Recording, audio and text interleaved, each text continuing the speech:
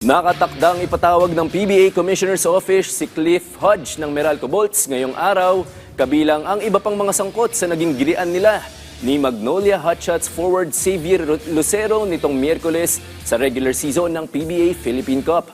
Inaaral ng PBA Technical Committee ang naging insidente kung saan ihinagis ni Hodge si Lucero sa sahig na maihahalin tulad sa isang pro wrestling style tackle matapos ang isang turnover sa huling 2 minutes and 16 seconds mark ng fourth quarter. Sa naging panayam kay Marshall, nakatakda ring ipatawag ang iba pang mga personalidad ng bawat panig upang kumuha ng pahayag sa lumalaking gulo na umabot pa hanggang sa harap ng table officials. Samantala sa isang interview kay Lucero, ibinahagi naman nito na dapat maparusahan si Hodge para sa kanyang dirty play. Depensa naman ni Hodge, wala siyang intensyong manakit at gusto niya lang pigilan ang madaling layup ni Lucero.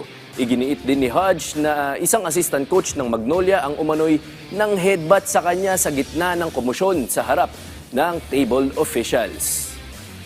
Nireview na ng technical committee, nagmi-meeting kami mamaya. Tapos pinatawag ko lahat ng may concern kami, yung lahat ng mga dapat patawag.